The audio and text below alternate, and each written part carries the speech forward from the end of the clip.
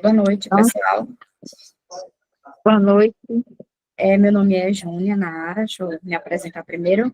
Carvalho, eu sou engenheira agrônoma, me formei na UNEB em 2010.2 e fiz um mestrado de produção vegetal pela Univasf, a turma de 2014 a 2016. E eu trabalho como assistente técnica na DAINSA, né, que é uma empresa de bioestimulantes e de nutrição foliar. E o tema que a gente trouxe para a discussão hoje é o uso de aminoácidos na agricultura. Pode passar. Então, são algumas alternativas de...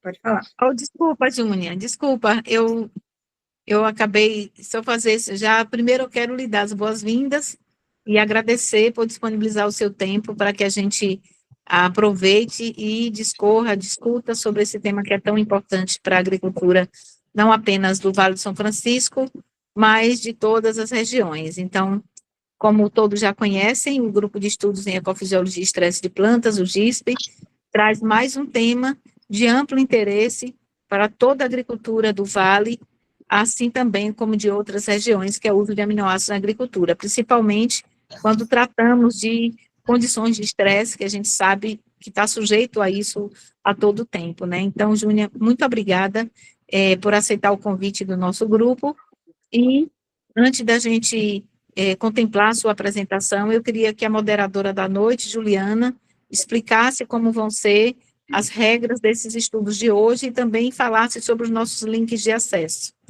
Então, muito obrigada mais uma vez e bem-vinda. Obrigada, eu que agradeço o convite. Boa noite a todos. Eu sou Juliana Rodrigues, sou recém-formada em agronomia pelo IFE, sou integrante do GISP, né, que é o Grupo de Estudo em Ecofisiologia e Estresse de Plantas. Tem os links aí nos comentários disponíveis da nossa biblioteca do Instagram, é uma biblioteca virtual. O Instagram e do canal do YouTube, está disponível para quem quiser acessar, nos comentários fixado. E hoje o tema vai ser o uso dos aminoácidos na agricultura, né? Ministrado por Nara, que já se apresentou. E a dinâmica da noite vai ser a seguinte: quem tiver perguntas, pode levantar a mão ou fazer a pergunta no chat, que eu aciono a Nara para poder ela responder durante a apresentação mesmo, tá? Agora eu vou passar a palavra para a Nara. E boa apresentação, boa noite a todos. Obrigada.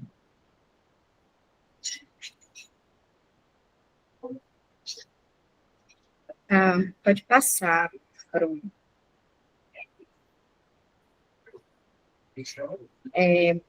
Então, a gente vai discutir um pouco a respeito dos aminoácidos na agricultura, né? Eu trouxe algumas alternativas de manejo sobre como pontuar essas aplicações, né? Como fazer o uso, mas a gente vai explanar um pouco sobre generalidades dos aminoácidos e depois sobre as particularidades dos usos. Então, iniciando pela definição, eu sei que todo mundo aqui já conhece bem, mas não custa nada reforçar que os aminoácidos, né, são biomoléculas, são moléculas estruturais que formam as minhas proteínas, né, são peptídeos, e eles são basicamente formados por um ácido carboxílico com grupamento amino, né, ele tem um carbono assimétrico central e vai ter um radical, e cada aminoácido vai ter um radical específico, sendo um radical diferente do outro, e é isso que vai diferenciar um aminoácido do outro. Então, essa é uma figura ilustrativa de uma estrutura básica de um aminoácido. Então, em se tratando do uso dele na agricultura, quais são os tipos de aminoácidos que são indicados, né?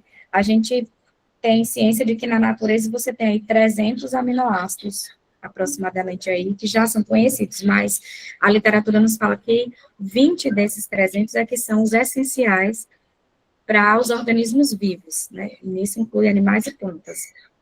Então, do ponto de vista de atividade biológica, esses aminoácidos, os 20 aminoácidos, eles são divididos em alfa-aminoácidos ou aminoácidos levógeros, e delta-aminoácidos ou aminoácidos destrógenos. Então, qual é a diferença? Eles são quimicamente iguais, no entanto, eles são espacialmente dispostos de uma forma diferente, porque eles sofrem pela química chamada isomeria de espelho. Então, esses aminoácidos, eles são chamados enantiômeros, eles são igualmente, quimicamente iguais, mas como se tivesse espelhado um de frente para o outro. Então, esse radical, ele vai estar disposto no lado oposto, né, um de frente para o outro. Então, os levógeros, ou os alfa-aminoácidos, eles vão estar com seu radical disposto para o lado esquerdo, enquanto que os destrógenos para o lado direito. E essa diferença espacial desse radical vai dizer se esse aminoácido ele é ativo biologicamente ou se ele é inativo. Então, para ter uma eficácia para a absorção das plantas e para a ativação metabólica, ele precisa ser um alfa-aminoácido, um aminoácido levógeno. Pode passar. Então, aqui é uma ilustração, né, de um levógeno e um destrógeno. Então, a gente observa aí que as cores são iguais porque eles são a mesma composição química, inclusive o radical é o mesmo, no entanto, um está com um radical voltado para o lado esquerdo e o outro para o lado direito. Então, na escolha de um aminoácido, e a gente sabe que existem mais de 600 empresas de nutrição que são registradas aqui no Brasil, né, e funcionam, e essas empresas todas têm produtos que são à base de aminoácido. Então, para a gente fazer uma boa escolha, é observar se na formulação ali ele é um L-alfa-aminoácido. Então, ele tem que ser um aminoácido levógeno para que ele seja biologicamente ativo. Os destrógenos, eles são oriundos de um processo de fabricação que mantém esse produto inativo, né? Então, por que que a gente faz o uso de aminoácido? E eu já ouvi bastante discussões a respeito de se ser necessária ou não a aplicação, já que ele é uma molécula que a planta mesma é capaz de produzir. Então, todo ser vivo produz proteína, então todo ser vivo também, ele produz aminoácido, né? No entanto, nos sistemas agrícolas, essa aplicação exógena, ela é feita com o objetivo não de biodisponibilizar para a produção de proteínas, mas com objetivos específicos para que execute funções na fisiologia da planta. Então, seriam essas funções estruturais, né, no caso, os aminoácidos que participam ali da integridade de membranas, funções metabólicas, como a síntese de hormônios, e a gente vai descrever um pouco mais, e também participando da defesa vegetal, né, tem aminoácidos que eles são participativos no metabolismo secundário, então relacionam-se com a síntese de lignina, com terpenos e flavonoides que estão relacionados com a defesa vegetal, né. Então, a princípio, né, voltando para uma das três principais funções dos aminoácidos no uso na agricultura, então, o primeiro deles seria atenuando efeitos do meio ambiente. A professora Ana Rita estava aqui antes da gente começar a discussão, falando a respeito das condições climáticas, né, e a gente vive num ambiente semiárido, que é muito mais propício a estresses abióticos, né, que são aqueles provocados pela elevação da temperatura, salinidade do solo, estresse hídrico.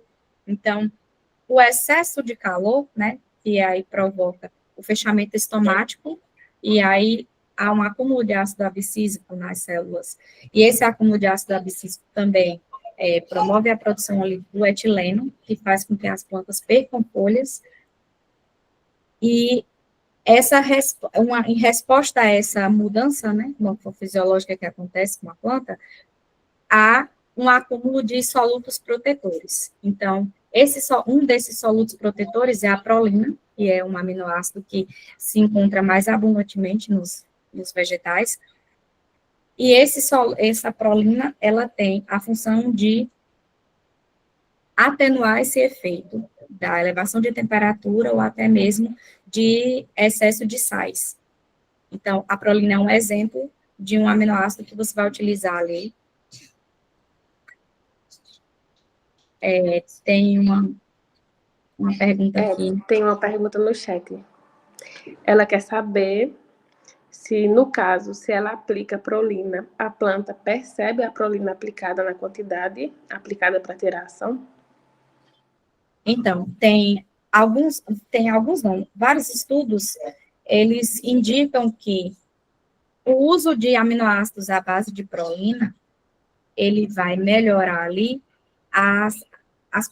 os fatores de produtividade, né? Então, indicando que quando você faz o uso dessa prolina, ela vai perceber sim, até porque naturalmente ela tem uma sinalização, mas quando você utiliza a prolina diretamente, você também tem uma atenuação, porque ao invés dela ter um gasto energético para elevar esses níveis de prolina, porque a prolina é um aminoácido que também é oriundo de outros aminoácidos, né, como o ácido glutâmico, que por transaminação, vai formar aminoácidos como a prolina, como a cisteína.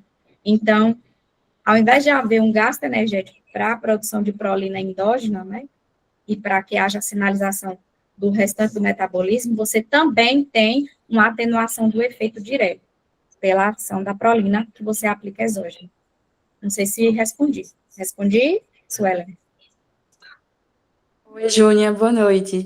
Sim, a dúvida é se a quantidade de aminoácido que eu estou aplicando, ele tem influência já da planta receber aquela certa quantidade e atuar, ou se os aminoácidos só funcionam na via de sinalização. Aí, por exemplo, se eu aplico prolina, eu sinalizo mais prolina, ou se eu aplico, por exemplo, metionina, eu vou produzir mais metionina ou não necessariamente, eu posso produzir outros tipos também.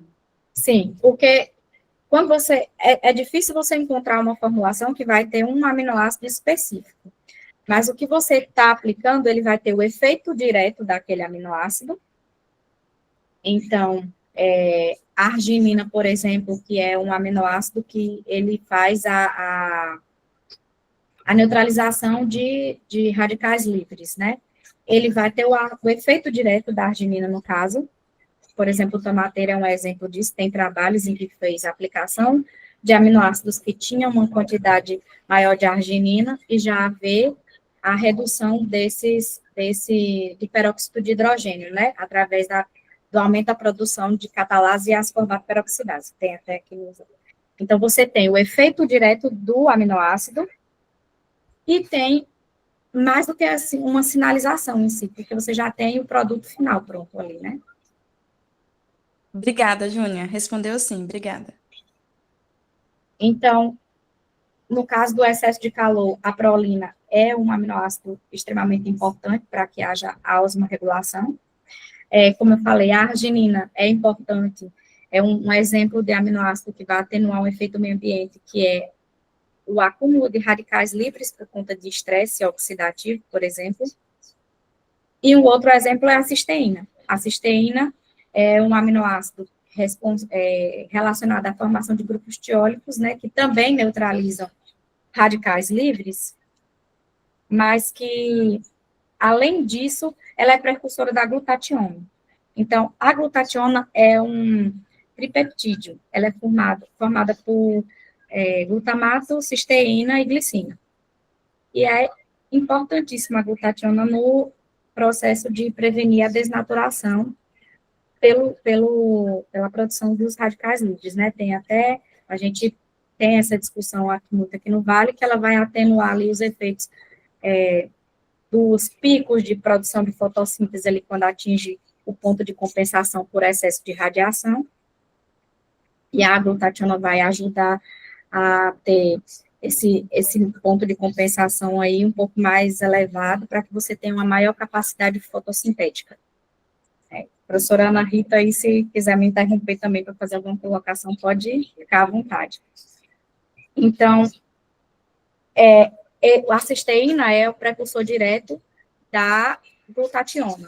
Então, a gente tem 3 exemplos aí de aminoácidos que estão relacionados com atenuação de efeitos do ambiente, né? Do estresse oxidativo, do excesso de calor e da formação excessiva de radicais livres, né? Além disso, a cisteína também mantém estabilidade de membranas, né, evitando o afrouxamento de parede celular. E nessa questão do afrouxamento de parede celular, a gente tem como exemplo aí a formação de frutos carpeloides, né, em mamão, por exemplo, que é muito relacionado com ou baixíssimas temperaturas ou elevadíssimas temperaturas, né? Então, os frutos carpeloides são formados por estames que começam a se comportar como carpelos, e aí tem a má formação desse fruto. Então, a cisteína diretamente não vai atuar nisso, mas ela é um aminoácido utilizado na produção, por exemplo, de folcisteína, que já é um outro produto sintético que faz atenuar, utilizado em alguns países, né, para atenuar os efeitos dessa mudança brusca de temperatura, para que diminua a ocorrência desses frutos carpeloides. É um exemplo, tá? Pode passar. Então, em relação a estresses bióticos, então, quais seriam exemplos de aminoácidos que atuam diretamente com os estresses bióticos? Esses aqui estão relacionados a ataque de pragas e doenças, né? Então, a gente tem, quando você tem esse tipo de ataque, você tem a tirosina, por exemplo, fenilalanina e triptofano, que eles são precursores de compostos fenólicos. Então, cumarina, ácido cinâmico, flavonas, são compostos fenólicos que atuam na defesa vegetal, né? Você tem espessamento de parede celular, você tem depósito de cumarina de ácido cinâmico que impede a germinação de esporos, ou a penetração de datóides de fungos, a fenilalanina relacionada com a síntese de lignina, que vai fazer esse tecido deixar de ser tão tenro, né, e de ter palatabilidade para ataque de sugadores, por exemplo, mosca branca, pulgões, trites. E a gente tem, no caso, a produção, no caso dos aminoácidos aromáticos. Esses aminoácidos aromáticos, eles produzem taninos hidrolisáveis, e esses taninos hidrolisáveis, eles provocam adstringência. E aí, essa adstringência, ela é não palatável para insetos sugadores, por exemplo. Então, esse seria um mecanismo de ativação da defesa vegetal, utilizando aminoácidos, né? Então, seria uma estratégia de uso desses aminoácidos a partir dessa oportunidade de entrada, então, para atenuar esses efeitos bióticos também. Pode passar.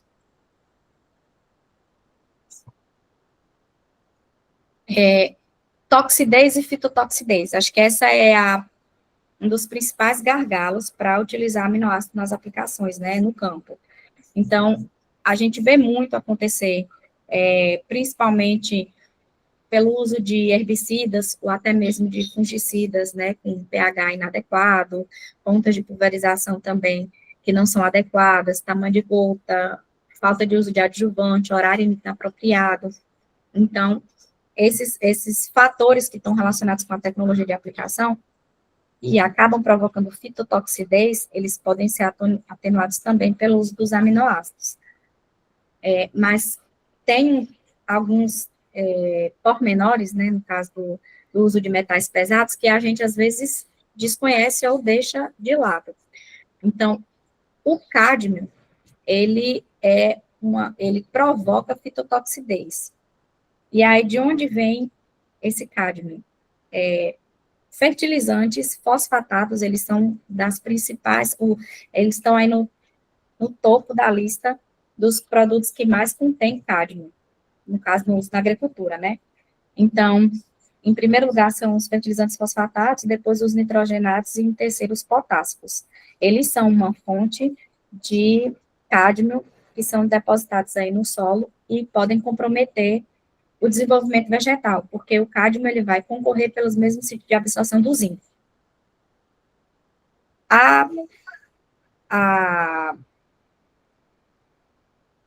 cisteína, ele é um aminoácido que ele vai produzir, proteínas, né, que são metalonainas, esqueci o nome agora, eu fico devendo, metalotioninas. Essas proteínas, elas complexam o cádmio, elas são capazes de complexar esse metal pesado e depois que elas complexam, armazenar nos vacúolos. Então, isso faz com que você diminua a toxidez por conta desse metal pesado.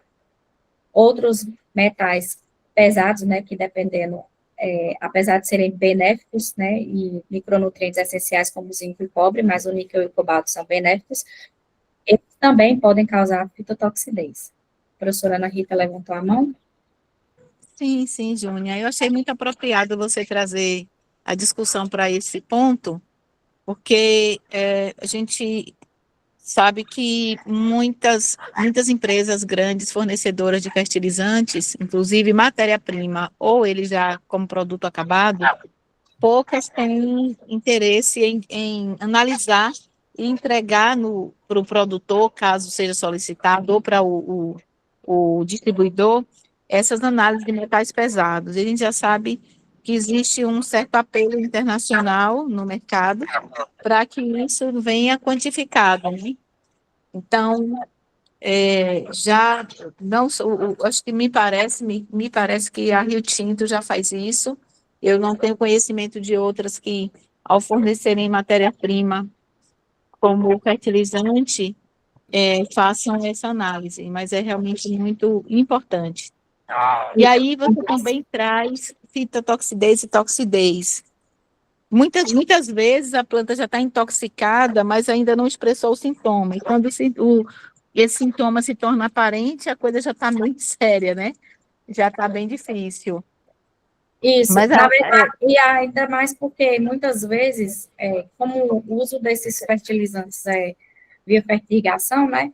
Então, vai levar um tempo até que apareça esse sintoma nas sintoma. folhas. Então, E a assim, a gente não está preocupação. preparado para identificar também, né? Isso. E a preocupação do produtor geralmente vai para um sintoma foliar de alguma coisa que se aplicou via foliar, né? Isso. E o que vai numa situação como essa, de um fertilizante via fertirrigação, muitas vezes é negligenciado, é desconhecido mesmo. Então, assim, durante toda a sua apresentação é bastante óbvia a importância do insumo agrícola aminoácido, né, na agricultura, é um insumo agrícola importante, por uma série de razões que você expôs tão bem aí, mas ainda assim a gente, às vezes, enxerga uma certa resistência do produtor quando uma pessoa da área comercial chega para entregar ou oferecer um produto à base de aminoácidos. Aí, quando a pessoa fala em aminograma, ou como eu já presenciei, às vezes o produtor até ri, como se ele não acreditasse que, de fato, os aminoácidos entregam tudo o que realmente fazem, né? Então, o que é que você, que está na área comercial e que entende do assunto aminoácidos, qual é o seu ponto de vista nesse sentido? Porque os benefícios são muitos, mas a gente está percebendo uma certa resistência. Então, o que é dito, o que é realidade, para que a gente, de fato, apresente para o produtor alguma coisa que o convença de que aminoácido é uma ferramenta importante. E a gente eu tenho uns slides um pouco mais para frente para falar um pouco sobre, eu acho que o principal método de convencimento, vamos dizer assim, para o produtor é você ser o mais transparente possível e o mais claro também nas informações, porque a dificuldade que a gente encontra, a resistência deles utilizarem, não compreenderem o que o produto pode fazer de fato, ter um uso ou mau uso do produto, e, às vezes, tipo, a promessa de que aquilo vai ser uma solução independente de um manejo integrado. Porque o que a gente propõe, né, eu como profissional e também como representante de uma empresa, falar muito claramente a respeito do que é que vai ser possível entregar e do que seria um milagre apresentável, né?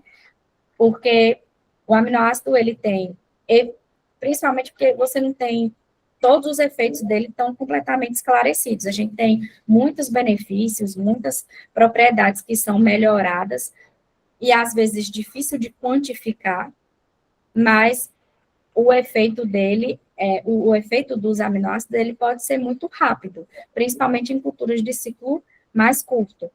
Mas a gente precisa ser bem claro com o produtor e bem transparente com ele para dizer que aquilo que você está entregando, o que é que tem no produto, ser claro quanto a qualidade dele, ser transparente em relação a percentuais, o aminograma, como a professora falou, ter a honestidade de entregar aquilo para o produtor, e tentar explicar o mais claro possível, para que ele consiga ele mesmo atestar.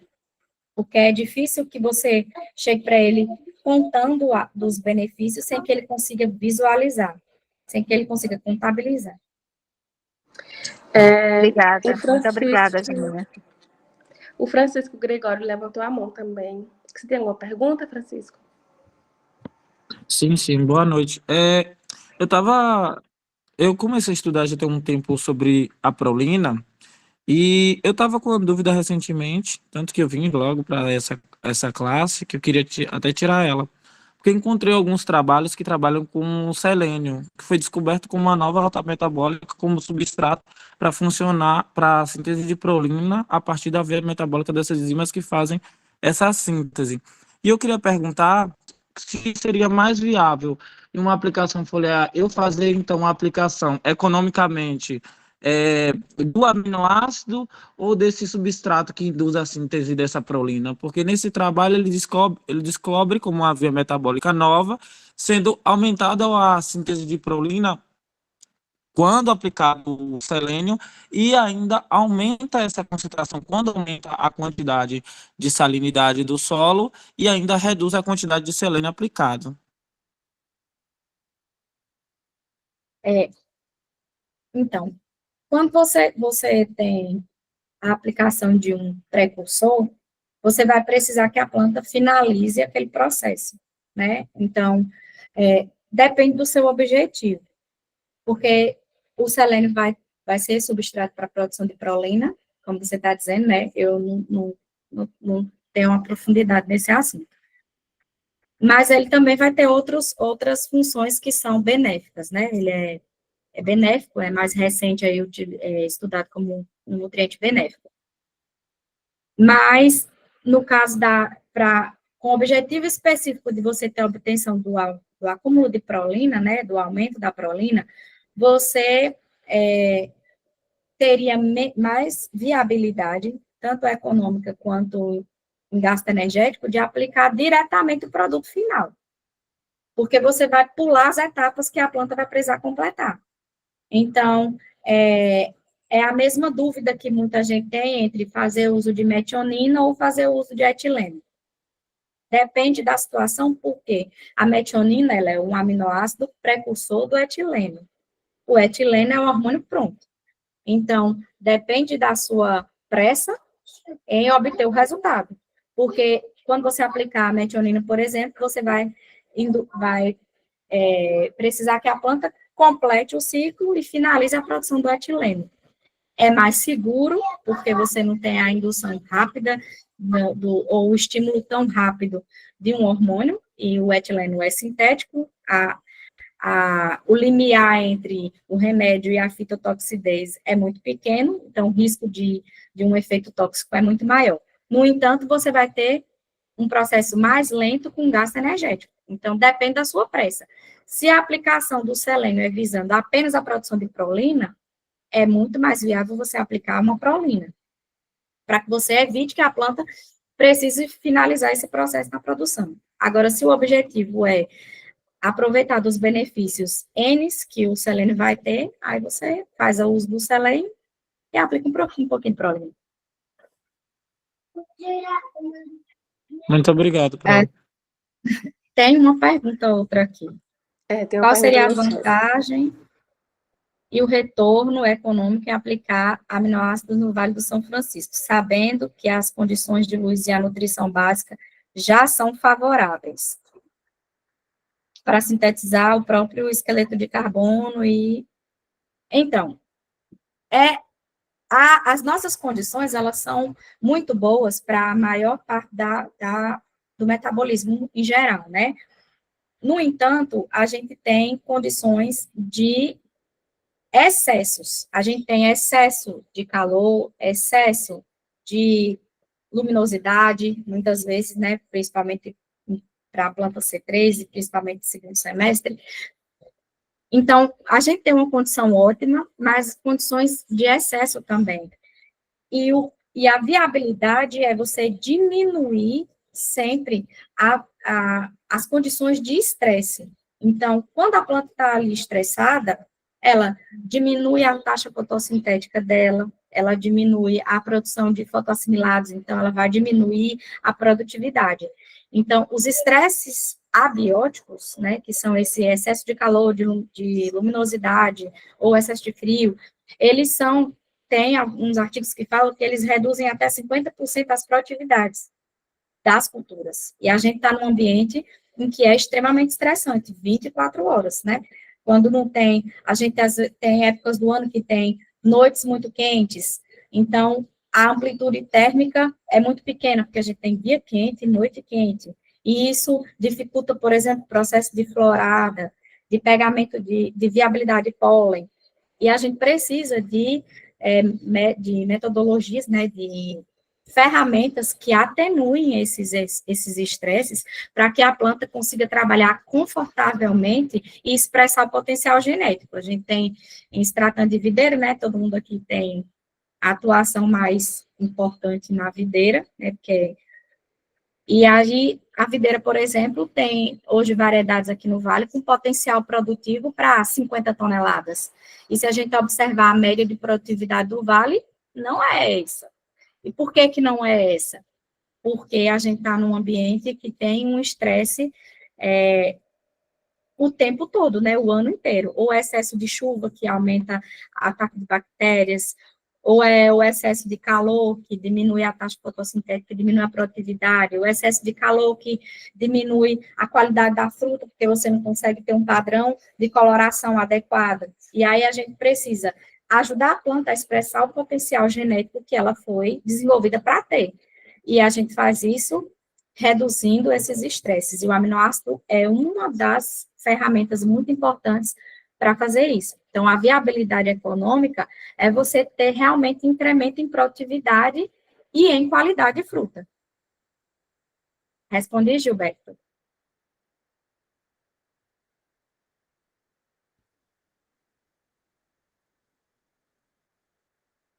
Ok.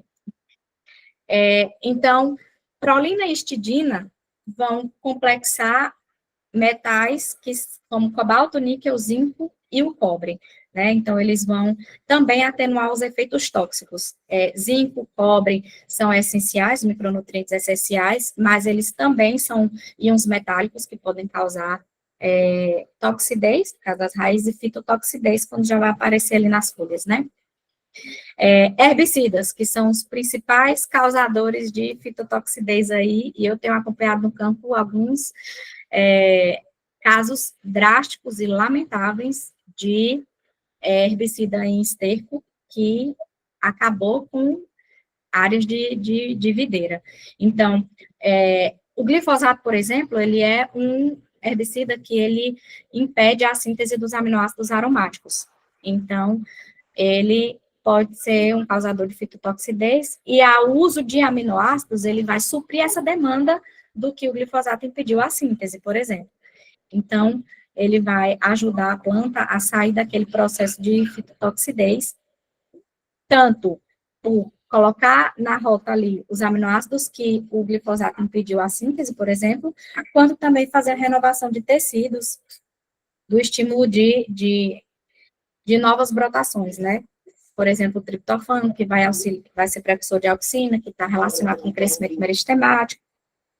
Então, a glicina, que é importante na formação de clorofila, isoleucina e ácido glutâmico, que também está relacionado com a formação de meristemas. Então, esses aminoácidos vão trazer de volta o desenvolvimento vegetal, crescimento de brotações, de novos tecidos, né, renovação de tecido vegetal, além de suplementar os aminoácidos que foram impedidos de serem sintetizados pela ação do herbicida. Pode passar. Aqui tem um exemplo claro. A professora Ana Rita perguntou, esse é um produtor que foi mais fácil de ser convencido que o uso do aminoácido é importante e vale a pena. Então, aqui tem uma lavoura de soja, eu tirei essas fotos há alguns anos, em 2018, e essa soja é uma soja RR, então, aplica glifosato em cima da soja, né, para controlar as plantas daninhas. Mas ela sente ainda, né, ela tem o sintoma chamado yellow flash, que é pelo arrasto do manganês que o glifosato causa. Então, ela dá essa clorose e ela tem essa dificuldade aí. Essa fase em que é aplicado o glifosato, que é a fase em V4, se a planta demora muito tempo a se recuperar disso aqui, e naturalmente ela vai se recuperar, só que ela vai gastar um pouco de tempo, aquilo vai consumir aí alguns sacos de produtividade. Então, a gente fez o uso de aminoácido, e 5 dias depois eu retornei para tirar a foto, e ela já tinha recuperado dessa fitotoxidez. Então, nesse momento aqui, a gente consegue mostrar para o produtor a importância dele usar. Quando a gente está ali nas áreas de videira, que você tem um ataque de cigarrinha muito severo, e a cigarrinha injeta os fitoplasmas ali que causam encarquilhamento das folhas, dificuldade de brotação, ela trava. E aí, só um minutinho, o Francisco perguntou assim, que aminoácidos foram utilizados nessas situações. Foi um complexo de aminoácidos, tá? Foi um complexo do total de aminoácidos, então, dos 20. Eu vou falar um pouquinho sobre formulação, um pouquinho mais na frente, para a gente falar sobre aminograma e sobre a produção de produtos à base de aminoácidos, tá bom? Então, no caso da videira, que tem, esse caso, por exemplo, da cigarrinha, a gente faz o uso de aminoácido para estimular essa planta a sair daquela condição de estar travada, de estar com as suas brotações encarquilhadas e gerar novos tecidos, e impedir que a planta fique ali parada e diminua a fotossíntese, diminua a produção e continue metabolizando, continue funcionando o mais normal possível, né? Ela não vai estar perfeita porque tem o ataque da praga, mas ela vai funcionar melhor do que uma planta que você não aplica o aminoácido. Então, também é uma maneira de você conseguir mostrar o resultado. Pode passar. Outro uso dos aminoácidos, né? Então, a gente viu que é atenuar efeitos do ambiente, né? Fazer a recuperação de áreas com fitotoxidez e toxidez também, e para complexar nutrientes. Os aminoácidos, eles potencializam a absorção e a translocação dos nutrientes, porque eles têm uma característica química e eles conseguem formar complexos, né, com esses íons, principalmente os íons metálicos. E a formação desse complexo com o íon vai aumentar a disponibilidade biológica e a estabilidade e a solubilidade desses nutrientes. Então, a gente tem um aumento na absorção e um aumento também na translocação dentro da planta. Então, ele forma um complexo parcial. Então, diferente dos quelatos sintéticos, por exemplo, eles fazem uma complexação parcial. Então, digamos que tenha 3, 4 sítios de ligação, né, do íon. Ele vai fazer uma ligação simples e vai ser absorvido pela planta, e a translocação dele é mais rápida, porque ele também consegue se desligar mais facilmente daquele aminoácido e ser direcionado para os canais de transporte. Então, ele tem tanto a absorção mais rápida, quanto uma translocação dentro da planta também mais rápida. É claro que depende da mobilidade do próprio nutriente, né? Ele não vai fugir da característica natural dele. Se é um nutriente que é imóvel, ele não vai se tornar móvel porque ele está com aminoácido, mas ele vai ter uma mobilidade um pouco melhor. Nara, tem uma pergunta no chat do Marcos Pimentel. Ele diz, certa vez eu li no Chitarra que as poliaminas são resultantes da decomposição de aminoácidos. Dentre estas, me lembro da putrescina, espermidina, cadavérica, etc. Fugiu da memória o uso na agricultura. Poderia me dizer para que servem e se no Vale faz uso destas? A putrescina, acho que é um dos principais que podem estar em alguns produtos, eu não conheço. A putrescina é uma poliamina, né? As poliaminas está aí dentro dos... A professora Ana Rita me socorrer depois da minha fala, mas as poliaminas tá no grupo de tipos de fito-hormônios, né? Então, a gente tem usar os 5 grupos principais e as poliaminas ali como também um tipo de fito-hormônio. A putrescina está relacionada com maturação de frutos, né? Só que também com a produção de ácido abscísico, finalização da frutificação. Então, o excesso de putrescina, a putrescina produzida em quantidades ideais, ela tanto está relacionada com o metabolismo secundário de defesa, quanto também com o processo de maturação e de coloração. Só que, quando ela está em excesso, ela vai promover a senescência rápida. Então, ela diminui a qualidade daquele fruto, né? Acelera a maturação muito, né? Acelera demais. E ela tem que estar ali em níveis adequados, para que você tenha uma maturação e coloração adequada.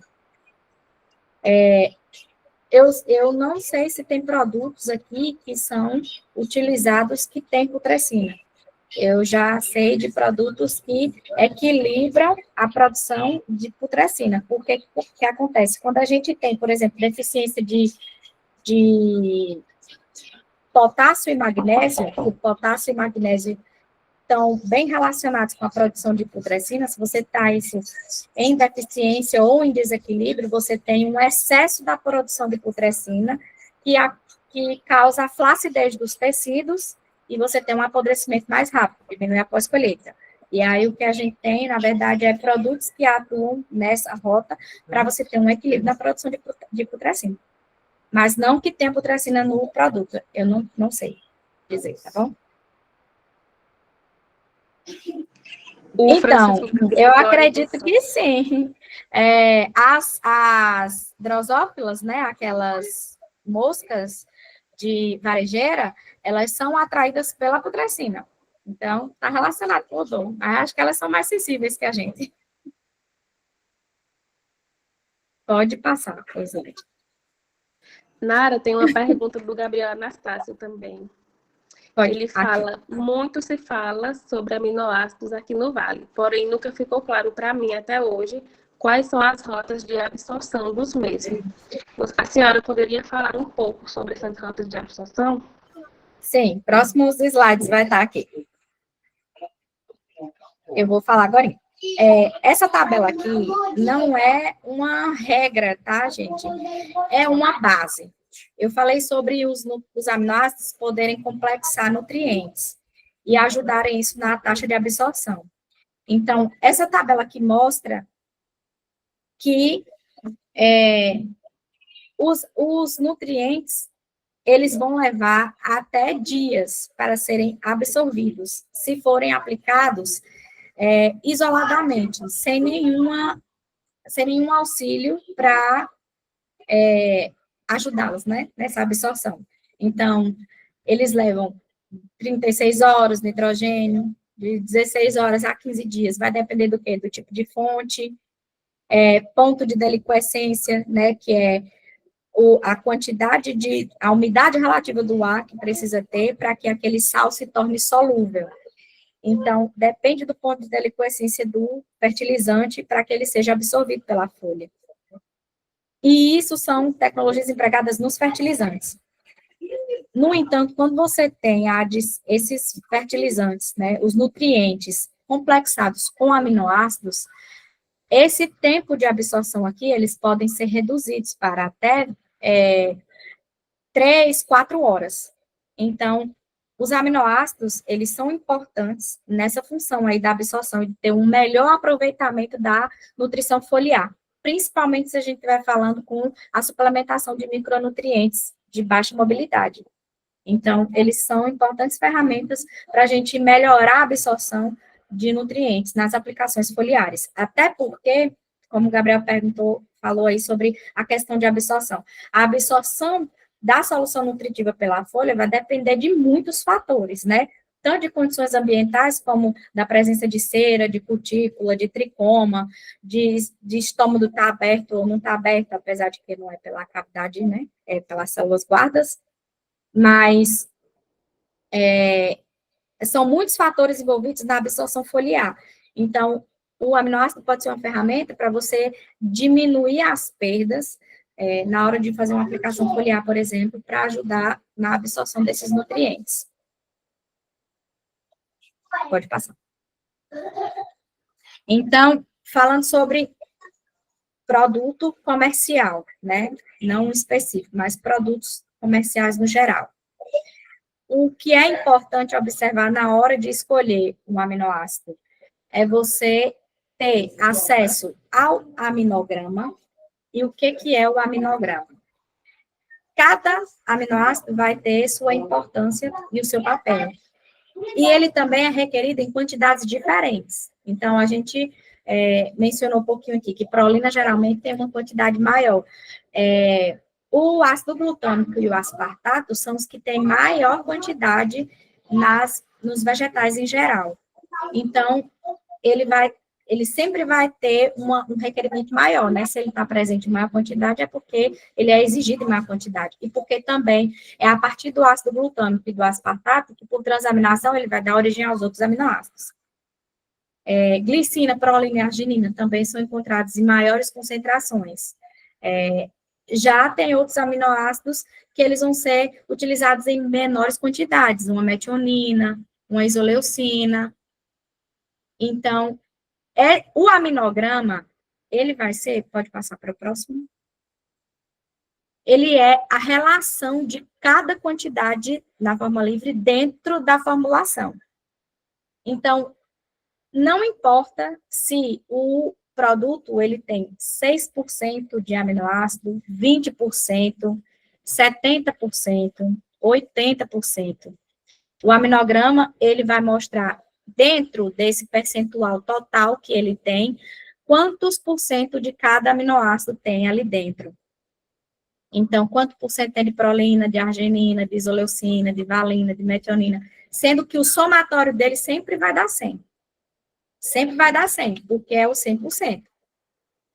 Nara, tem uma pergunta do Francisco Gregório. Ele quer saber a capacidade destes aminoácidos complexar os nutrientes. Se integra em maior quantidade o nitrogênio por sua composição? Isso pode gerar uma toxicidade? O nitrogênio, ele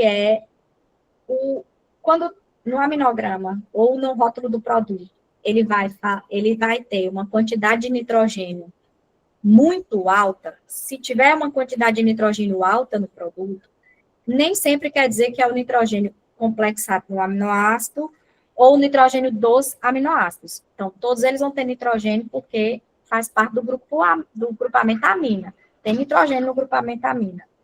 Então, ele vai ter nitrogênio. No entanto, é um nitrogênio componente ali daquela estrutura do peptídeo que não vai causar um desbalanço nitrogenado. Se tem uma composição maior de nitrogênio dentro do produto, está relacionado com o processo de fabricação e de extração. Pode falar, professora. Eu já vi uma situação em que o uso de aminoácidos confundia o produtor em relação àquele temor que muitas vezes se tem do nitrogênio, principalmente na fase de floração da uva. Então, assim, como é que uma pessoa da área comercial pode se preparar para esclarecer isso para um produtor, que o uso do aminoácido não vai implicar no aumento do nitrogênio disponível para a planta nessa fase? Então, eu sempre vou para o campo com essa ressalva e essa pergunta. Se pode usar na florada. Qual é o risco maior? É a própria área do produtor. Quando ele tem uma falta de controle da irrigação, por exemplo, quando ele tem uma baixa disponibilidade de cálcio, magnésio e potássio, e ele tem um desbalanço natural da área dele, o uso do aminoácido naquela fase de florada, ela pode sim causar um desbalanço de nitrogênio e causar aborto. Agora, se tem um equilíbrio dentro da área e o encarregado, o gerente, o dono, conhece a área muito bem, sabe que ele trabalha bem equilibrado, aí vai depender da escolha do produto comercial. Por quê? Porque alguns produtos, para serem obtidos os aminoácidos, eles podem ser obtidos por hidrólise alcalina, hidrólise ácida e hidrólise enzimática. E quando vai fazer a utilização, por exemplo, de produtos, o ataque da matéria-prima é feito, por exemplo, com sulfato de amônio ou com ureia, para que haja a obtenção dos aminoácidos. Produtos obtidos dessa forma, eles vão ter um desbalanço porque tem muito nitrogênio inorgânico. E aí pode causar, sim, aborto floral.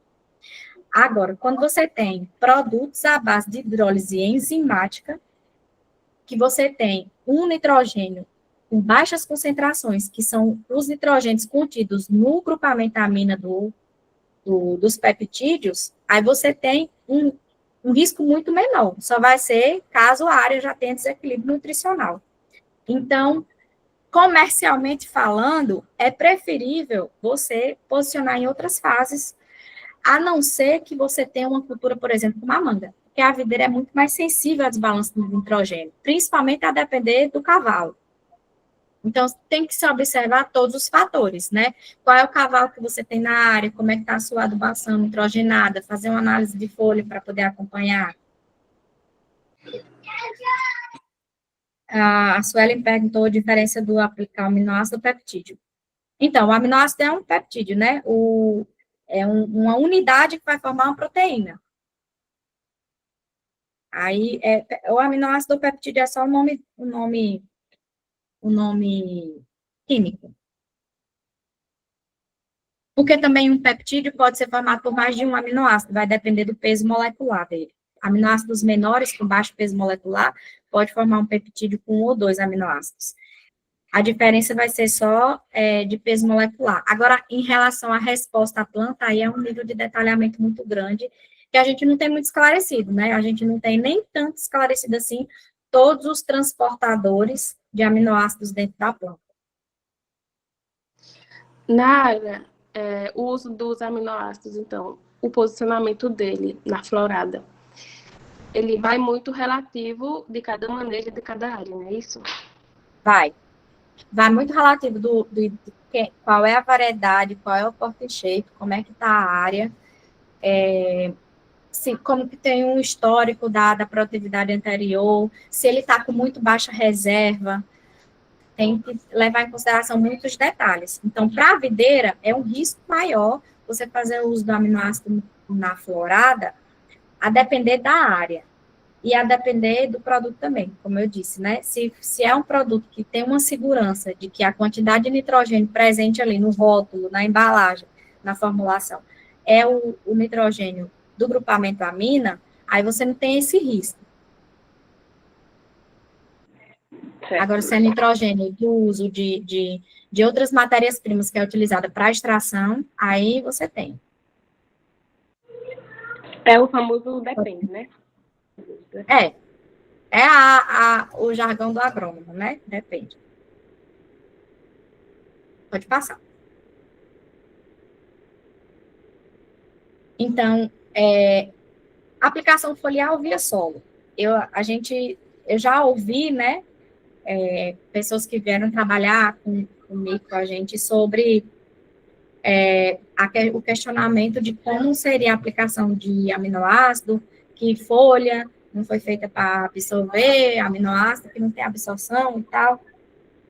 E foi a pergunta do tamanho Giovanni. da molécula, todo tipo de conversa. Exato. E aqui, o Gabriel perguntou, né, sobre as rotas de absorção. As aplicações via solo, começar por essas que são mais tradicionais, ela tem a rota de absorção normal, né? Ali, pelos radiculares, né? Vai ter uma absorção, assim como absorve os outros nutrientes, como absorve os ácidos fúlvicos, como absorve o que está presente no solo, vai ser absorvido os aminoácidos também. Então, esses aminoácidos estão presentes naturalmente no solo pela decomposição da matéria orgânica, pelo intemperismo ali do material de origem do solo. Então, eles estão presentes, são absorvidos pelas raízes. A absorção foliar do aminoácido, ele vai acontecer pelas estruturas que também absorvem água e minerais, né? Então, a gente sabe que a planta tem uma absorção de nutrientes pelas folhas, e ela vai acontecer de que maneira? Então, na literatura, a gente encontra, só que mais voltado com o tamanho de raio iônico, mas também que as soluções nutritivas, elas podem ser absorvidas pela folha quando elas têm baixo peso molecular, de fato. Então, peso molecular está relacionado também com o tamanho daquela partícula. Então, até 500 Daltons, é possível que haja absorção de um material, né, de uma solução nutritiva. E assim também os aminoácidos. Os aminoácidos, cada um tem seu peso molecular, né? Tem aminoácidos que são muito pequenos, que tem peso ali de 75, 60 Daltons, e tem aminoácidos que são grandes. A prolina, por exemplo, que tem mais de 100 Daltons de peso molecular. Então, ele é um aminoácido um pouco maior. Mas as estruturas que são utilizadas para absorver os nutrientes também absorvem os aminoácidos. Então, a cutícula, né, os tricomas, as lenticelas, que são as aberturas ali naturais, os próprios estômatos, só que muita absorção, por exemplo, foi relatado em literatura, que os estômatos não são tão importantes nessa absorção quanto a cutícula, por exemplo. Então, no simplasto, você tem os plasmodésmos, que são canais citoplasmáticos, né, que vão comunicar uma célula com outra, e é uma comunicação contínua ao longo do simplasto. Na cutícula, você tem os ectodésmos, que eles também chegam quase à superfície ali, e eles penetram a cutícula, e eles servem como canais também de absorção desses aminoácidos e de nutrientes. Então, eles vão ser absorvidos pela folha, e no caso aí você tem que levar em consideração a quantidade de cera que tem nessa folha, né, a quantidade de cutina ali, porque a cutícula tem várias camadas, né, ela tem uma matriz de cutina, plaquetas de cera, lamelas de celulose, então vai impactar na capacidade de absorção. Folhas mais jovens vão absorver em maior quantidade do que folhas mais velhas, que são mais cutinizadas, né? Tem mais camadas de cutina em cima. Quanto mais velha a folha, maior a camada de cutina. Então, as folhas mais jovens vão absorver mais. A face debaixo da folha também absorve mais do que a face de cima, independente da quantidade de estômatos. Isso são alguns trabalhos que falam, viu? Que em várias espécies de plantas, a absorção se dá dessas soluções, né, de aminoácidos e nutrientes pela parte de baixo da folha. Por isso é importante uma tecnologia de aplicação. Na videira está fácil, né? A gente aplica embaixo, exatamente na superfície de absorção. Em outras culturas que a gente tem que aplicar na parte de cima da folha, aí você precisa de uma ventilação, de um tipo de bico que faça um vórtex ali, né, nas gotas, para que você consiga atingir a parte de baixo da folha, que aí, independente da quantidade de estômatos, a parte de baixo vai interferir, porque vai ser mais relevante a camada da cutícula, o espessamento da cutícula, do que a quantidade de estômatos para que haja essa absorção foliar. Mas ela é viável, ela existe. Professora Ana Rita, quer complementar alguma coisa? Sônia, muito obrigada, eu estou acompanhando. Aliás, adorando a sua palestra. Obrigada. Podemos passar, então. Nara, o Aí eu listei só Então, alguns. o Marcos Sim, pode Pimentel falar, falou que desculpa. foi muito boa a palestra. A bateria do celular está acabando, mas ele vai trazer o celular e volta. E o Francisco Gregório tem uma pergunta. Ele fala: explicação filiar de aminoácidos. A curva de titulação para determinar o aminoácido necessário? Se sim, seria o aminoácido protonado, bisprotonado ou neutro? Olha, Francisco, você tem uma pergunta bem complexa que eu não sei lhe responder. Eu também não sei, mas eu tenho uma sugestão, Viu? Não Nara. sei lhe responder. Juliana, Pode falar. Como moderadora do grupo, Gregório, desse encontro de hoje, ela pode mediar essa sua pergunta em relação à especialista da noite, nós do grupo, para a gente buscar essa resposta e colocar no Instagram do Sim. GISP. Pode ser? Maravilha. A gente procura a resposta e lhe dá, mas vou ficar lhe devendo. Pode sim, é que eu fiquei nessa dúvida, porque eu gosto muito de bioquímica e quando a gente trabalhava em remédios, eu vi que o aminoácido na titulação tem nos remédios uma determinada titulação para que esse aminoácido seja liberado em determinado pH. E eu fiquei pensando, e para a planta? Será que Ó, seria o mesmo? eu comecei a estudar um material sobre absorção foliar no geral. E eu não cheguei na parte de pH, mas com certeza vai ter um pH ideal. É porque, assim, a tecnologia empregada para essas aplicações foliares, elas ainda estão sendo desenvolvidas. Agora, do ponto de vista prático, do que a gente faz no campo, a gente tem que levar em consideração o seguinte: essa aplicação de aminoácido, ela nunca será feita isoladamente, né? Se a gente conhece o dia a dia de fazenda, e vocês que já têm a oportunidade de estar em campo com um experimento, em áreas de campo, e você vê que acompanhar ali o operacional, ele nunca será feito isoladamente, porque você tem que cumprir um calendário de aplicações, você tem que cumprir os seus objetivos de aplicação de fungicida, de inseticida, de nutriente, via foliar. Então, pode ser que seja muito pertinente saber o pH ideal, ou a maneira como você tem que aplicar o ideal daquela cauda para que haja uma absorção completa. No entanto, a gente não vai ter essa realidade aplicada diariamente. Então, esse produto que você vai aplicar, ele vai precisar funcionar na condição que você tem. É a mesma coisa que a gente fala em relação a defensivo, né? Existe uma bula ali que tem uma série de metodologias que você precisa seguir, que é o ideal, faz parte das boas práticas agronômicas. Mas a gente sabe que no dia a dia aquilo ali não é que seja impraticável, mas a gente não pratica. E o produto precisa funcionar, mesmo que esteja fora ali daquela metodologia tão sistemática. Do mesmo jeito vai ser o aminoácido. É preciso ter uma tecnologia de aplicação adequada, eficiente, que vai garantir o bom funcionamento do produto. E o produto precisa funcionar em todas as situações. Então, ele precisa ter uma eficácia garantida numa situação boa e numa situação mediana, porque senão você não vai ter a situação ideal sempre para aplicar. Muito obrigado, Pro. Ok.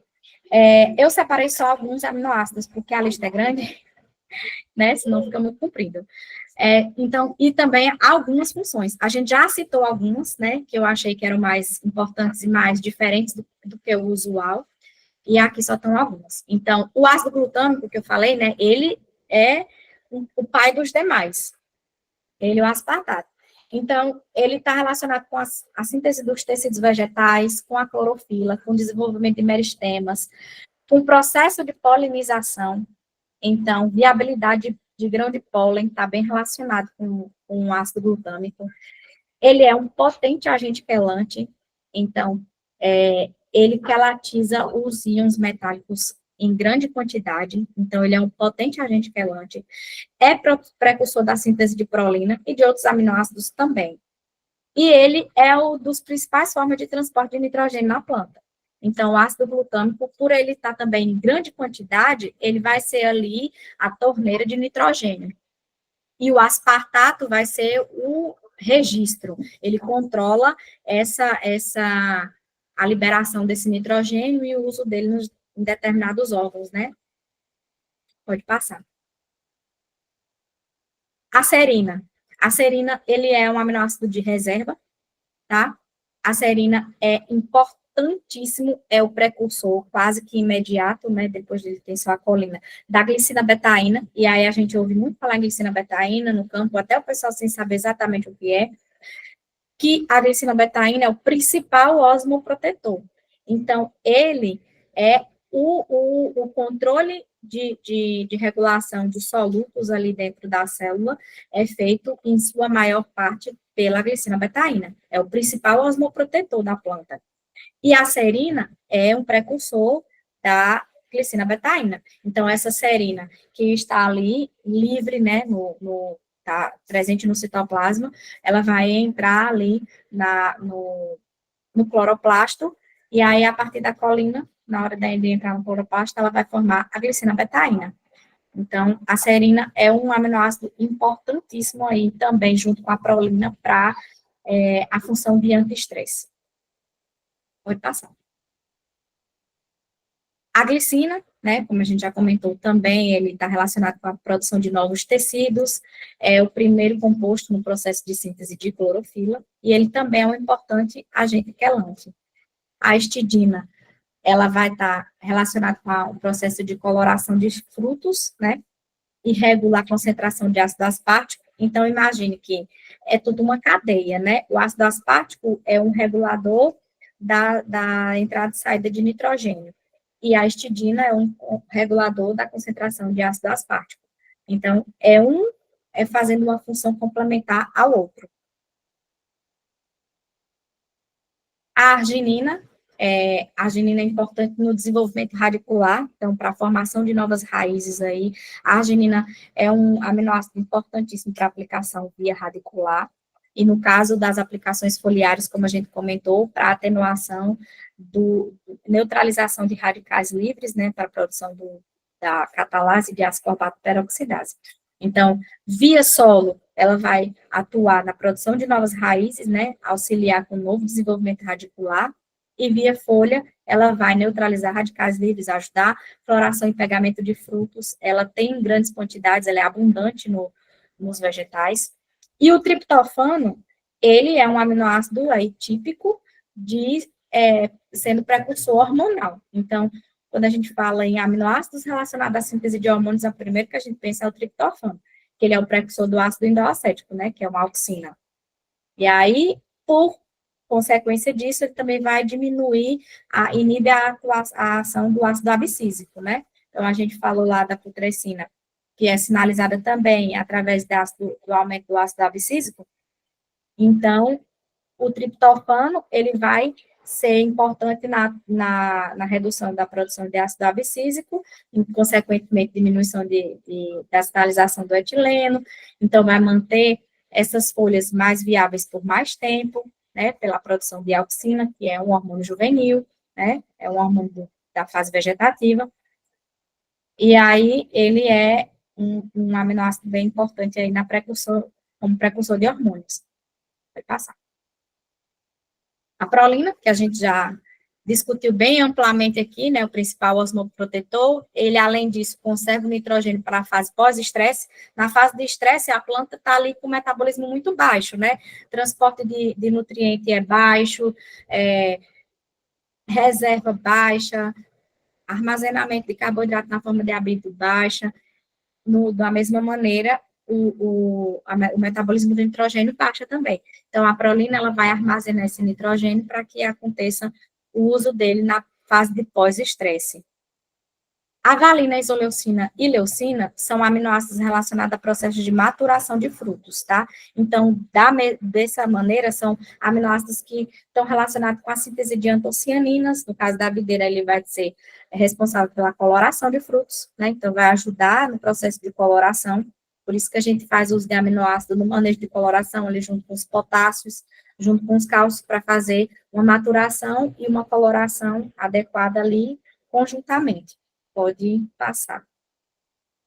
Metionina e lisina, que são precursores de fatores de crescimento. A metionina aí é o precursor do etileno, né? É um aminoácido tiólico, né, da base dos enxofres, e ele vai ser o precursor do etileno. A fenilalanina, que está relacionado com a síntese de flavonoides, né, então, do metabolismo secundário, os flavonoides vão, como a gente comentou mais atrás, vai produzir taninos hidrolisáveis, que deixa a folha mais adstringente, diminui o ataque de herbívoros.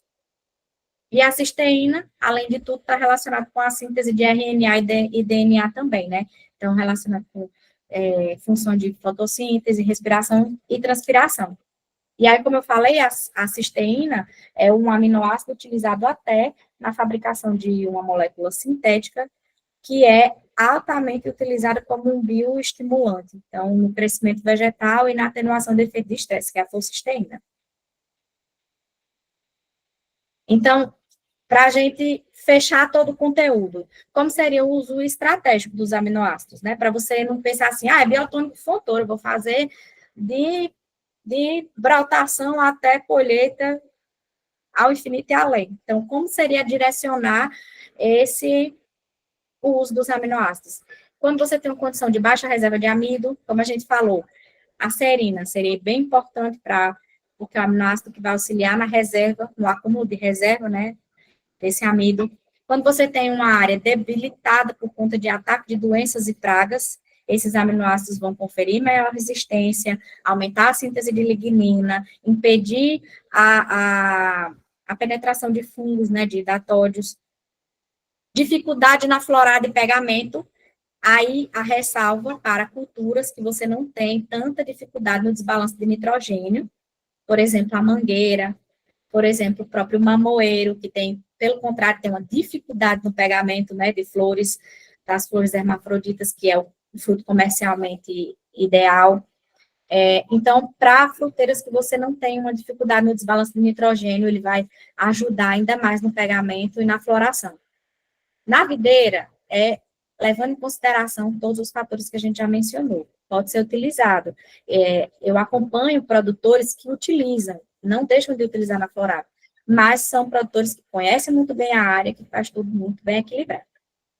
Em fitotoxidez, no caso de você ter temperaturas muito elevadas ou temperaturas muito baixas, né, não é nosso caso nunca, mas aconteceu o ano passado também, né, a gente teve períodos muito frios e dificuldade na florada, por exemplo, da mangueira, quando você não tem uma amplitude térmica tão ideal, acontece também, mas é raro na nossa condição. Para quelatizar nutrientes, principalmente suplementando micronutrientes de baixa mobilidade, e para potencializar o manejo de coloração em fruteiras. Aí, a gente tem que pensar no seguinte, então eu vou fazer o uso daqui da prolina, aí quando chegar nessa fase eu vou fazer o uso da arginina, aí eu vou chegar na fase de coloração de fruta, eu vou fazer uso de isoleucina e tal. Gente, é muito, muito difícil a gente conseguir encontrar um produto comercial que vá ter os aminoácidos isolados para aquela fase determinada que a gente precisa. E a gente imagina que a planta, ela está utilizando só aquilo naquele momento, né? Que é igual a um cardápio. Ela olha todo dia o cardápio e pede uma coisa. Só que a gente sabe que tudo está acontecendo ao mesmo tempo. A gente tem predominância de uma fase metabólica, mas tudo acontece ao mesmo tempo, e a planta utiliza todos os substratos que a gente dá para ela em todo o ciclo. Então, o ideal, e como a gente não tem uma garantia de que você vai ter, porque a obtenção desses aminoácidos, como eu falei, vai ser por hidrólise ácida, enzimática ou alcalina. E você não vai ter um produto que vá separar, um processo fabril que vá separar esses aminoácidos em boas quantidades da maneira como a gente quer, porque esse processo encareceria demais o produto e inviabilizaria a aplicação dele no campo. A gente tem produtos com complexos de aminoácidos, e aí a gente tem que observar o aminograma. O aminograma vai entregar o que eu estou precisando. Eu preciso de uma maior quantidade de prolina, eu preciso de uma maior quantidade de serina, ou eu preciso de uma maior quantidade de arginina. O ideal é que eu tenha as quantidades de aminoácidos equilibradas, ou mais equilibradas possível, para que eu tenha uma aplicação e a planta vai utilizar naquela rota que ele precisa naquele momento, porque ela com certeza está precisando de aminoácidos, de todos eles, em toda a fase, porque isso é uma molécula estrutural usada para a fabricação de proteínas, e a gente produz proteína o tempo todo. Francisco pode falar. Eu fiquei em dúvida em uma coisa. Nesse aminograma, como é que a gente vai determinar essas quantidades de acordo a cada cultura, por exemplo? Tem algumas análises que é feita com o tecido vegetal para determinar esse aminograma? Não, o aminograma é do produto. Então, o aminograma, ele é do produto. O produto comercial, ele vai ter, ou pelo menos é desejável, que você tenha acesso ao aminograma, e ele vai dizer lá que o produto tem lá X% de aminoácido, sei lá, 50%. Desses 50% que tem, aí eu vou ter 10% de serina, 20% de prolina, 12% de arginina. O somatório de tudo tem que dar 100, porque ele está considerando o total de aminoácidos que tem e o percentual que tem em cada um. Então, o aminograma, ele é relacionado ao produto comercial. E aí, ele vai dizer qual a quantidade do aminoácido que está presente naquela formulação. E é a quantidade que está presente e é a forma livre, é a forma biodisponível. Ok? E aí, os ensaios de calibração para cada cultura são feitos quando o produto é formulado, aí a indústria vai mandar aquilo para o campo para fazer as calibrações de dosagem. Para essa cultura, eu vou usar meio quilo. Para essa, eu vou usar 1 quilo, vou usar 2 litros, vou usar 3 litros. Aí essas calibrações são feitas por cultura no processo de registro, porque aí no registro ele precisa apresentar a eficácia do produto, ou seja, se ele funciona, se não funciona, e depois determinar as dosagens por cultura. Ok? Sim, mas as condições ambientais não são levadas em consideração, ou então injúrias por insetos, patógenos, As entre outros. injúrias, não. As condições ambientais, sim. O processo de registro, ele se dá da seguinte maneira. O produto, ele é apresentado para o Ministério da Agricultura, a formulação. E aí você pleiteia o registro daquele produto. Aí você precisa apresentar para o Ministério da Agricultura ensaios de eficácia. E aí você vai registrar os produtos por cultura, não é isso? A gente registra para fertilizante, é mais flexível. Então, registra para feijão, milho, algodão, cana-de-açúcar, hortícolas e fruteiras. Então, é preciso apresentar lá para o Ministério a eficácia daqueles produtos. Aí, o Ministério determina, e isso é auditado pela Anvisa e pelo Inmetro e pelo próprio Ministério, em várias instâncias, ele vai fazer os ensaios de eficácia seguindo as boas práticas agronômicas. Então, vai seguir as condições ambientais de aplicação daquele produto, velocidade de vento tem que estar X, umidade relativa do ar tem que estar Y, temperatura do solo tem que estar assim, onde foi feito o ensaio, qual é a condição daquele ensaio. E aí, o produto apresentou a eficácia, que é sim ou não, aí depois eles vão fazer as recomendações de dose por culturas. Então, a indústria vai contratar uma empresa que vai colocar aquele produto no campo e vai fazer os ensaios de dosagens. E aí, sai uma dosagem padrão. Essa dosagem padrão, obviamente, vai ser adaptada na hora que chegar em uma determinada região. Então, a gente tem uma dosagem padrão de fertilizante, porque, como eu disse, registro de fertilizante é mais flexível. E a gente não tem, na nossa legislação do Ministério da Agricultura, não registra o aminoácido em si como a matéria-prima. Tem outros tipos de forma de registrar. Mas, enfim, o registro para fertilizante é mais flexível, então você não tem que apresentar em diversas regiões, com diversos climas, como é que ficou aquilo ali, nas principais regiões produtoras. Você precisa apenas apresentar a eficácia do produto e quais serão as doses recomendadas. Mas a gente sabe, no Rio Grande do Sul, o clima é diferente, a taxa de absorção é diferente, as culturas são diferentes, então ele vai aplicar dosagens um pouco diferentes. Só que isso é adaptado quando o produto já chega no campo. Muitas vezes não vai ter lá uma recomendação por cada bioma, por exemplo, por cada condição climática. Essas adaptações são feitas entre o agrônomo e o campo, né? Já depois, pós-registro.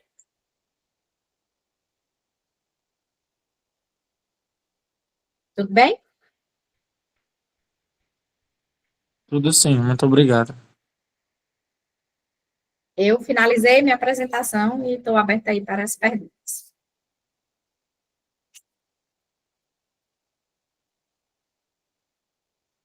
Juliana? Boa noite. Alguém tem alguma dúvida para fazer Tem uma para pergunta? Ana? Eu Foram acho que muitas ninguém mais tem perguntas dúvida. durante a apresentação, e isso foi legal porque deixou tudo muito dinâmico e foi muito legal, muito, muito mesmo. Super esclarecedor. Tem uma pergunta do Gregório, eu ainda vou escolher. A utilização de aminoácidos e diversas outras substâncias mitigadoras, moduladoras, indutoras, podem ser os futuros defensivos agrícolas? Eu acho que você está falando sobre, no caso, indutoras e moduladoras seriam o uso de extratos botânicos para o controle de pragas e doenças, é isso? E os indutores de resistência, fosfitos, fosfonatos, é isso? Sim, seria tipo isso, indutores de resistência das plantas, dessas certas condições. Então, eles têm uma ação de defensivo, né? A gente tem, hoje, a agricultura do Vale muito voltada para a utilização de extratos botânicos e a utilização de indutores de resistência, porque a gente tem que produzir sempre com a menor quantidade de resíduo possível, né? O mercado é muito exigente, a sociedade é muito exigente, então a gente já tem um uso muito amplo dessas tecnologias, né? Desses produtos que são naturais, e elas hoje já são como defensivos. Agora, sim, o tipo de nomenclatura a gente não usa como defensivo, porque isso foi destinado a produtos químicos, né? Mas a gente usa como extratos botânicos no controle de pragas e doenças. Mas a gente só não usa a nomenclatura defensiva agrícola, porque tem subentendido que seja um agrotóxico, né? O agrotóxico virou defensivo agrícola. E os defensivos naturais, né, são tidos como um controle natural e biológico, né? Aí a gente tem o uso de micro-organismos e o uso de extratos botânicos. Na verdade, não é o futuro, não, é o presente da nossa agricultura aqui do Vale já, né?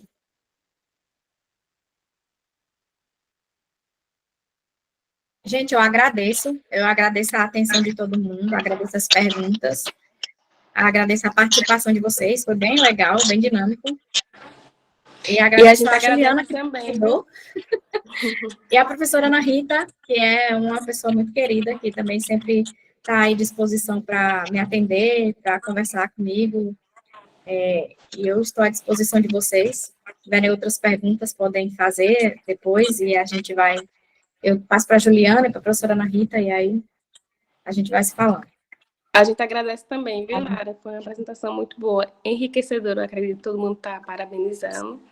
Foi muito E legal. muito obrigada por compartilhar conosco seus conhecimentos. Bom, antes da gente encerrar, Ju, eu quero primeiro Agradecer a presença de todos, e eu vi aqui que o especialista do último encontro, Jadson Pereira, está aqui conosco, o Lívio, e foi uma das pessoas também com as quais a gente conversou para trazer essa oportunidade, né, através de Juliana e de Nara. Então, a gente agradece muito a presença de todos os que participaram de mais esse encontro de estudos. Dizer para a Nara e para a Juliana que a gente deve alimentar a biblioteca virtual do GISP, né? E eu acredito que Juliana passou o link, colocou o link aí no chat. Sim, sim, tá fixado. Pronto. Então, se tiver algum material que você queira disponibilizar, Nara, para que a gente enriqueça a biblioteca e disponibilize material de estudos, estamos à disposição, e é muito bom a gente estar atualizando esse conteúdo.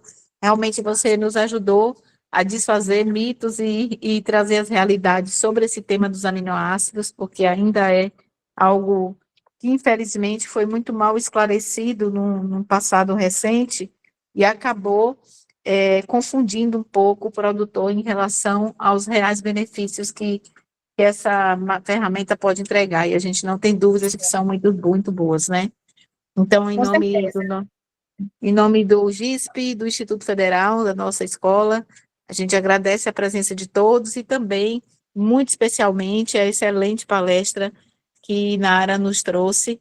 E quando tiver algum outro tema relacionado a esse cotidiano agrícola e relacionado à fisiologia, estamos à disposição e ficaremos muito felizes em acolher novamente uma palestra sua. Muito Ah, muito obrigada. obrigada.